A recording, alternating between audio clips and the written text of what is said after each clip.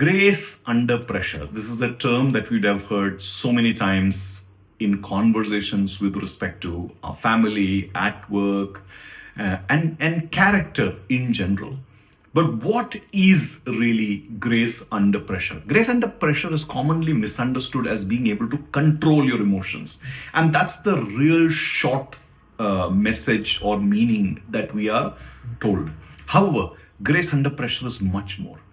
Grace under pressure is really about mastering your own self and not letting the situations, the pressures of life master you, manipulate you, and make you do things that you're otherwise not supposed to do.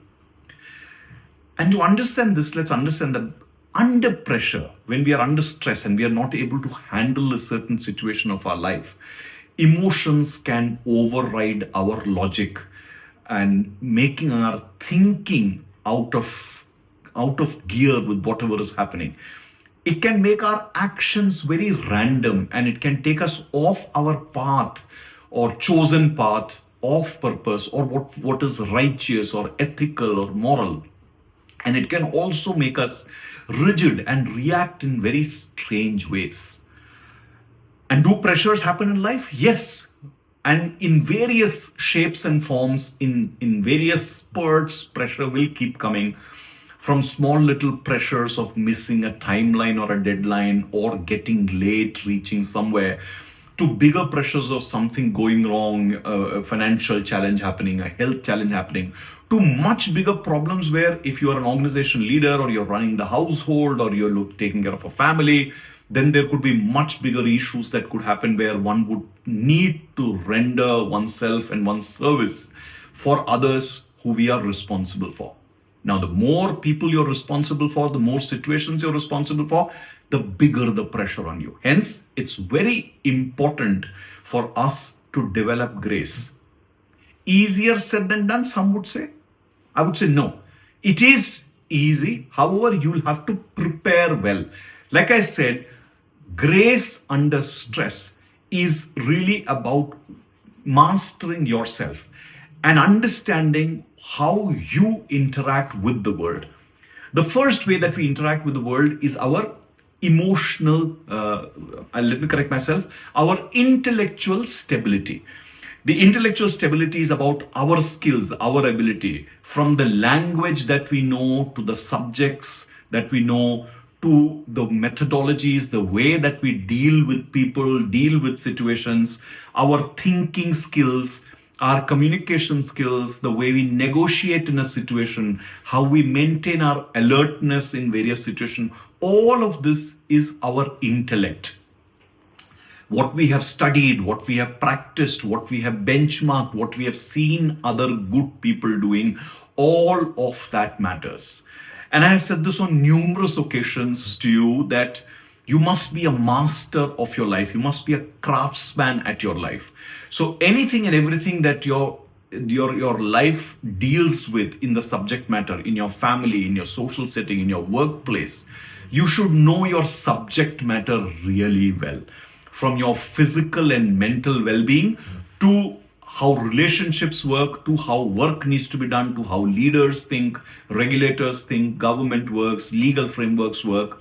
In your area of work, in your context, you need to have that intellectual maturity and stability. You need to know your subjects very well. Read, upgrade, constantly take tests or challenge yourself through discussions with other intelligent people. Benchmark yourself, see who is making mistakes, and then learn from those mistakes. That's how we stay intellectually stable in our life. If you are intellectually stable, when pressure comes, you will have a good reference frame to work with. You may not have 100% of the reference frame. Well, who has 100% information in most situations? Very rarely does that happen. But in most cases, you will have majority of the important information using which you need to work. And that is the power of the intellect. The second thing that we need to do is maintain emotional stability.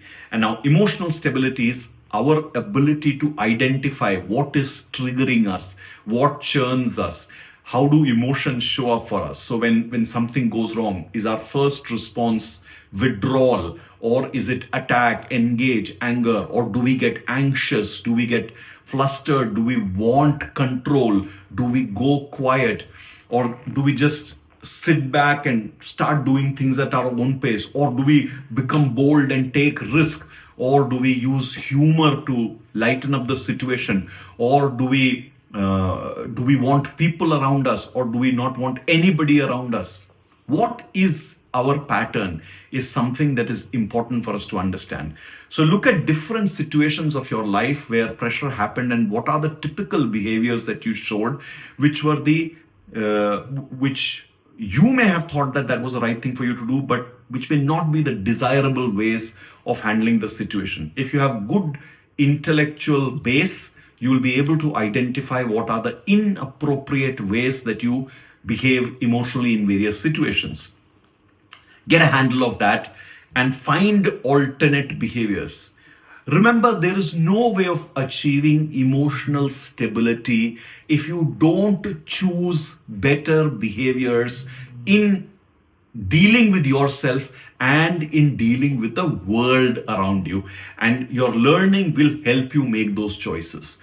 So learn, gain intellectual stability, and from there, extract all that you can extract to gain emotional stability and emotionally solid behaviors.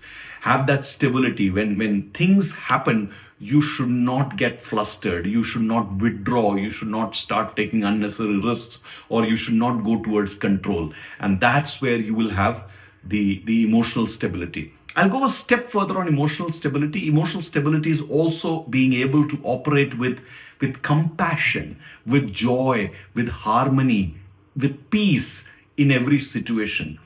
And no matter what the time is, it will pass. Think about this, that if you behave badly when the times are not right, what damage could it do to your relationships and things that you've cultivated over an entire lifetime? And it could become a significant draining of your emotional bank balance, of your social bank balance, of your relationship bank balance.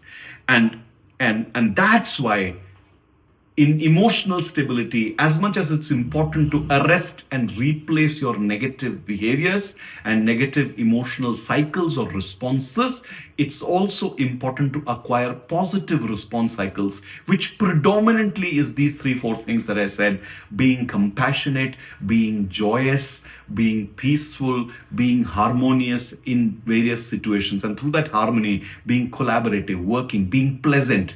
And I've said this in a couple of other situations also, that grace is a way that the world experiences you because of your positive emotions and your positive intellect. So I'm going to leave this with you to work on it and take good care of yourself.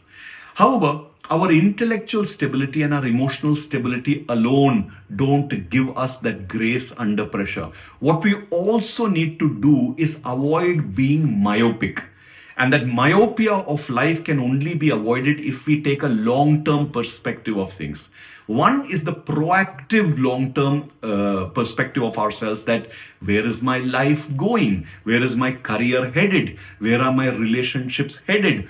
What will be the consequences of the choices that I'm making on my life or my relationship or my career?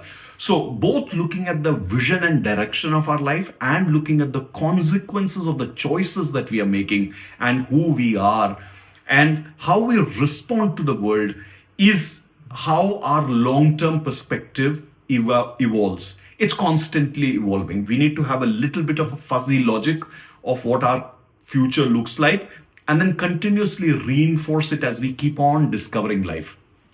That long-term perspective will then prevent us from doing band-aid, reactive, short-lived things. Because many times in life, when we are tired or we don't have resources or the pressure is too much, we do things just to get away from that situation and reduce that consequence and not take a long-term perspective, only to see that the pressure comes right back onto us, despite having done some good things in the short term. So to prevent short-term reactivity, you also need to have a long-term perspective on various things of your vision of life and the choices that you have to make so that you stay graceful. So, my friends, those are the three things that we need to do.